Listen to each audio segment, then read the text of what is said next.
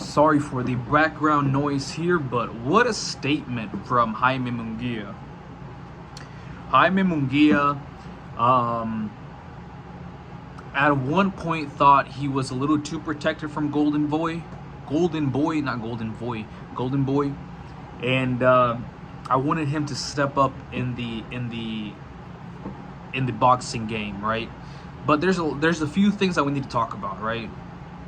Now, anytime there is a fighter that goes through a tough fight before on their last fight, it's always a thought behind that where you ask yourself, is that fighter done after that beating? Is he mentally the same? Because any fighter that gets beat up really bad, they often think, you know, like, is it time for me to hang it up? Is it time? Especially if you fight a Canelo, you make millions of dollars that at the end of the day, that's enough to retire. At the end of the day, that's enough to retire. I mean, I don't know their lifestyle or anything like that, but anywhere from $5 to $10 million after taxes, you know, $3-4 million, that's a good chunk of money. And if you invest it right, if you're smart with your money through all your whole career, that's it. You ride off on the sunset, and you enjoy your family, you enjoy your money. But there's a lot of things to be. I mean, Ryder fought Canelo. It was a tough fight. He got really hurt. His nose was broken, I think. Coming into this fight, I knew Munguia was going to win, and I should have put a bet on it because my instinct is always correct at the end of the day. Not always, but most of the time. And the odds were pretty good for Munguia's stoppage, and I was like, you know what? I think I'm gonna bet, but I didn't. I just I don't know. I just didn't bet.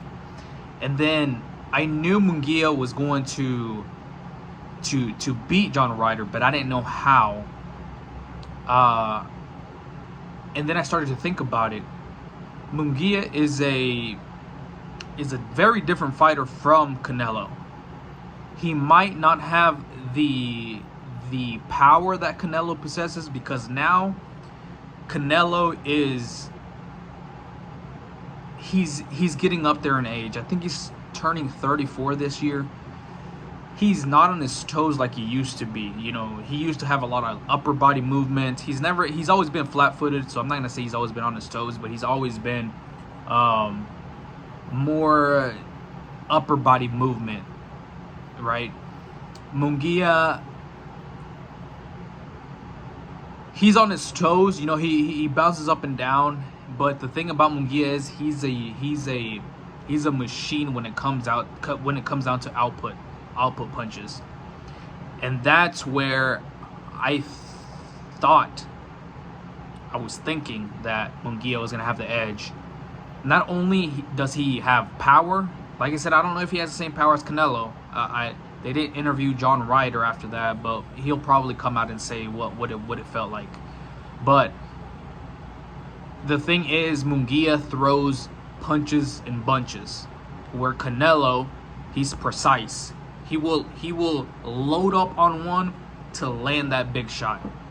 Munguia is kind of like a Bivol, honestly, where he will you know, just throw punches and bunches and just. But now he's a lot more patient, right?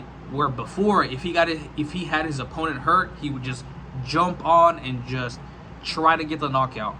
But after the Derevyanchenko fight, Munguia started to have a lot more patience, because Derevyanchenko was a good counterpuncher, and he was countering Munguia because Munguia thought he was hurt, right? And he would jump on him, and then Derevyanchenko would come back with the counter in between his punches. So Munguia's, you know, he's leveling up. He's leveling up. I think it's time for him to fight the elite of the elite. I think Munguia versus Canelo would be such a great fight, a classic if you ask me. Munguia versus Benavidez, classic as well. They're both aggressive fighters, but I think Benavidez would ultimately win that fight. With Canelo, I'm not too sure, But we'll talk about that. I still favor Canelo, but I have my reasons on why I think it'll be a lot closer than a Benavidez fight, and I have my thoughts on that. You guys will have to watch another video for that. But Munguia is ready for the elite. He's above everybody else, ranked in the super middleweight. I would like to have him fight Morrell as well. David Morrell. Throw a Caleb Plant in there, because he's, Caleb Plant is still active. He's still, has everything going for him. Maybe a Jermall Charlo, the actual, middleweight, super middleweight, not Jermell. But he made a statement. Canelo couldn't stop him, but at the end of the day, you could have said that Canelo might have broke him. Kind of like how they were giving, especially the Spanish reporters, ESPN Deportes and like A Los Golpes and all that.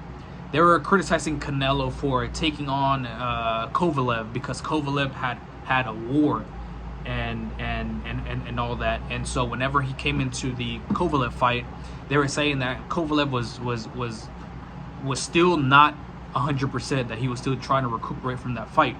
Same thing that you could say about Ryder. He was probably still trying to recuperate. We don't know what the nose was like, but at the end of the day, Ryder is a warrior. He's going to fight, and he probably made a lot of money as well. And he's probably at the end of his career where he wants to make the most money to retire.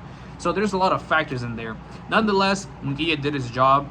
He did what he was supposed to. He's a very, very smart, aggressive fighter. And now with Freddie Roach in his corner, the sky is the limit, to be quite honest with you. Let me know what you guys think.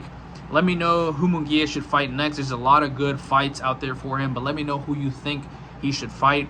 Canelo, Munguia in May doesn't sound bad, and then Canelo versus Benavidez doesn't sound bad either. But at this point of Canelo's career, is he going to fight tough fights, fight after fight?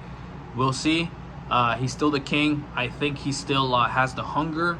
I don't know how much of that hunger is left, but because he's already made so much money.